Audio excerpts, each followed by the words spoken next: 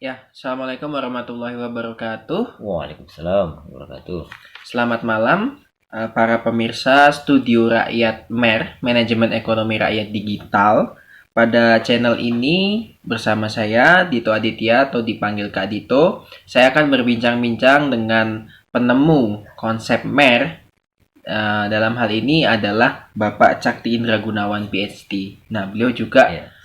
menjabat Selamat malam. sebagai Direktur IRDH dan juga Dekan Sekolah Pasca Sarjana di Universitas Tribuna Tunggal Dewi Malang. Nah, eh, di channel ini sifatnya santai ya Pak Oh, Cakti ya. santai. Pokoknya kita ini rakyat biasa. Rakyat biasa yang Jadi kalau ada salah-salah ya namanya rakyat ya mau dimaafkan.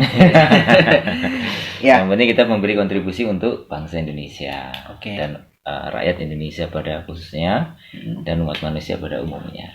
Baik. Dan ini bertepatan banget dengan momen Hari Kebangkitan Nasional, Pak ya. 20 Mei 2021. Dan konsep MER ini para pemirsa sudah di launching di Hari Pendidikan Nasional kemarin, Pak Iya, ya, tanggal 2 ya. Mei dan itu dihadiri oleh dibuka oleh Dewan Pertimbangan Presiden Ya, Republik langsung, Indonesia yaitu Profesor Devanto. Wah, kita senang sekali ternyata dapat dukungan dari para pemimpin, terus pejabat-pejabat, kemudian ada profesor ya dari Ya. berbagai kampus. Betul, Pak. Kemudian dari para politisi juga ada sama pengusaha. Sama mahasiswa tentunya. Banyak mahasiswa juga. Karena mahasiswa adalah cikal bakal pemimpin Indonesia. Ya. Jadi dari berbagai kalangan pemirsa kemarin waktu launching konsep MER ini, nah kita akan ngobrol dengan Pak Cakti nantinya terkait apa sih ideologi MER itu, kemudian juga kita akan ngobrolin tujuannya, visi misinya apa ya Pak ya, Dan termasuk strateginya. strateginya nanti seperti apa. Baik, mungkin ini channel pertama kita di episode pertama ya Pak ya. Iya, Dan nanti pertama mulai mengudara pas Hari Kebangkitan Nasional ya Pak ya. iya ini dan akan dilanjutkan terus menerus sampai pemimpin bangsa seperti kalian kan milenial. Kalau saya kan kolonial.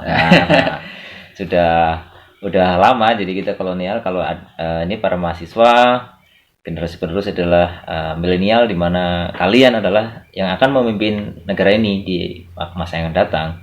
Jadi kami yang sudah cukup banyak makan garam ya. Makan garam atau makan nasi? Makan nasi Oh, garam. makan nasi garam. Nasi campur garam tuh Ya, biar nasinya habis, Pak. Bisa habis ya. Soalnya ini banyak yang sekarang kondisi pandemi ini Kak Dito banyak yang nggak punya uang. Ya. Jadi mungkin lauknya cukup garam. Jadinya makan garam plus nasi atau makan nasi plus garam ya. Tuh makan nasi aja garamnya ya, Pak. Iya. Bisa-bisa gitu ya. Ya, Oke. itu survive. Ya. Nah, tadi sebelum syuting nih sorenya saya juga sempat bicara-bicara banyak dengan Pak Cakti, terutama apa sih ideologi ekonomi MER itu. Jadi dari catatan saya dengan beliau ini, ideologi MER adalah semangat berbuat baik dari semua unsur masyarakat ya Pak ya. Iya, semua kalangan, tidak mengenal perbedaan usia, Ya, tidak mengenal perbedaan golongan, suku, bahasa dan sebagainya. ya, Karena Indonesia itu sangat kaya dengan bahasa, ya. dengan budaya, adat dan seterusnya. Jadi kita tidak mengenal itu semua, termasuk nggak mengenal perbedaan agama dan perbedaan politik juga. Semuanya pasti memiliki potensi berbuat kebaikan. Oh ya. Kemudian dari berbuat itu kebaikan itu maka dapat membangun kesejahteraan ekonomi, sosial, budaya serta pertahanan politik berbasis sistem terintegrasi yang transparan nih Pak. Kalau boleh tahu sistem terintegrasi yang transparan itu seperti apa sih Pak Cakti? Ya inilah yang saya katakan ideologi ekonomi ya. Ya. Jadi ideologi ekonomi kalau kita mengacu pada Adam Smith, bapak ekonomi modern, itu kan ideologinya namanya ideologi the Wealth of Nations, atau mereka mengenal dengan namanya ideologi ekonomi berbasis kapitalisme, kan gitu ya. Ya betul. Nah, dengan dimana setiap orang yang memiliki modal, dia bisa memproduksi, kemudian dia bisa memperkaya baik pelaku ekonomi maupun negaranya. Nah, ideologi itu yang ekonomi di masa Adam Smith, nah sekarang ini sudah kurang ya sudah mulai bergeser kan ya Kak Dito ya. Nah kalau dulu kan belum ada internet, belum ada 4G, bahkan sebentar lagi ada 5G, ya kan? Nah, kita itu ideologi ini mengacunya pada sebuah transparansi di mana kita menggunakan teknologi yang sekarang ini sudah sangat umum, bahkan anak bayi lahir sudah pegang HP. Wow, pegang HP-nya bilangnya apa? Udah pegang HP itu. Ya live streaming juga dia baru lahir. Di live streaming dulu live streaming sama kambing dulu. Sebelahnya ada yang lahir. Dan live streamingnya itu beda dulu. Jadi dulu itu tidak ada teknologi yang terintegrasi. Kalau sekarang mungkin para pemirsa di mana Anda berada, kan kita tahu misalnya hari ini ada kejadian misalnya gunung meletus misalnya di Semeru misalnya. Seluruh rakyat Indonesia tahu bahwa detik ini jam ini. Bahkan kemarin di Malang kan ada gempa ya Kak Dito ya. Iya, betul. 7, skala Richter ya. Iya. Nah, itu kan seluruh Indonesia tahu semuanya. Wah, dari mana? Dari informasi yang terintegrasi melalui ada WhatsApp, kemudian Facebook, macam-macam pokoknya media sosial lainnya. Nah, dengan demikian ideologi baru ini kita itu menggunakan teknologi ini juga untuk apa? Mempercepat sebuah kesejahteraan masyarakat, Kak Dito. Karena apa? Arus ekonomi ini tentu kita ingin tahu sebenarnya misalnya nih di dalam satu RT seberapa sih orang yang sekarang tidak bisa makan hari ini? Kan kalau kita tidak menggunakan transparansi kan kita nggak tahu Kak Dito. Iya. Misalnya Kak Dito sebelahnya tetangga 7 rumah lah dari Kak Dito kelaparan hari ini tahu nggak? Enggak kan? Nggak tahu. Saya pun sekarang belum tentu tahu sebelah ruangan sebelah tetangga saya mungkin lapar nggak punya uang, mungkin dia udah malu mau pinjem sana sini karena dia baru PHK karena pandemi ya Kak Dito kan banyak perusahaan yang gulung tikar dan sebagainya. Nah ini rakyat menjerit ini. Nah sementara sebenarnya pemerintah sudah berusaha sebaik mungkin, tetapi kalau tidak dibuka secara transparansi di dalam satu lokal wilayah terkecil RT lah rukun tetangga itu tanpa ada transparansi dan terintegrasi kita nggak akan tahu. Dan padahal ada banyak orang yang baik yang ingin membantu Kak Dito. Misalnya ada orang yang hari ini punya 5 kg beras, dia tahu tetangga sebelahnya nggak makan, ya dia ambil 1 kg untuk tetangganya. Itulah konsep MER. Jadi arus dari sebuah pergerakan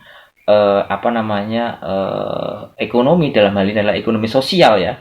Kemudian nanti juga pada akhirnya kita di dalam satu wilayah ada produksi bersama-sama antara misalnya orang yang punya tanah, kemudian siapa yang mau nggarap tanah saya gitu kan, tanah gitu. Oh saya. Nah berarti kan itu secara transparan orang di RT itu tahu bahwa ada orang yang menghibahkan tanahnya untuk kegiatan produksi, yaitu menggarap sawah, menggarap kebun dan seterusnya. Dari hasil panennya maka bisa dibagi bareng antara pemilik tanah dengan si pekerjanya. Nah inilah konsep MER. Jadi selama ini kan kita nggak tahu di mana ya ada orang yang kaya yang mau ngasih tanah gitu untuk para mahasiswa yang sekarang lagi bingung di kos-kosan nggak ada kerjaan, kemudian mungkin juga kuliah online ya banyak lah, kalau terutama pas liburan mereka juga ingin bekerja tapi kan bingung. Tapi dengan adanya konsep ini diumumkanlah ke seluruh rakyat yang ada di wilayah itu siapa yang butuh kerjaan, siapa yang butuh makan, siapa yang butuh kesehatan, siapa yang butuh energi. Misalnya ada anak kos nih nggak punya uang Kak Dito, mau ngisi token listrik urunan yuk, udah nggak ada duit, wah 1 hari 2 hari mati, padahal harus ngerjain tugas kuliah. Nah kan kasihan. Makanya MER ini memberikan sebuah sistem yang transparansi. Kita buka, si Masya itu bisa ngomong di dalam lingkungannya, halo saudara-saudara saya satu RT, saya nggak ada duit nih untuk menyalakan listrik. Nah kan kasihan nih, ada orang kasihan, oh kasihan ya mahasiswa itu kok udah 2 hari ini kok gelap gitu loh. Nah terus dibantulah. Nah inilah transparansi dan terintegrasi. Artinya ada sistem di mana orang bisa ngeklik gitu loh. Ya, contoh aja misalnya kayak WhatsApp gitu ya. Misalnya kan kita tahu ya ada teman meninggal dunia kan diumumkan kan di situ kan. Hari ini teman kita meninggal karena sakit kan itu kan. Jadi orang semuanya ikut berdoa dan seterusnya. Tapi itu kan dalam konteks hanya berita-berita kayak gitu. Tapi kalau MER ini sistemnya nanti ini lebih menyeluruh, bukan hanya sekedar berita informasi, tapi bagaimana dorongan orang untuk berbuat baik membantu yang lain, baik yang rakyat biasa kayak kita Kak Dito maupun rakyat yang sekarang menjadi pejabat, misalnya bupati, wali kota, camat, presiden, menteri dan sebagainya. Panglima TNI, kemudian Kapolri, kemudian Kapolres, dan lain sebagainya. Pejabat itu juga rakyat juga Kak Dito, cuman sekarang lagi menjabat. Nanti kan kalau pensiun jadi rakyat juga biasa kan kayak gitu. Ya kan, termasuk penguasa ekonomi yang sekarang punya triliunan, perusahaan banyak dan seterusnya. Itu juga rakyat, suatu saat dia istilahnya pensiun, nggak ada usaha lagi atau kemudian mati pun kembali jadi rakyat. Karena apa? Yang nguburin orang kaya siapa Kak Dito? Ya rakyat biasa.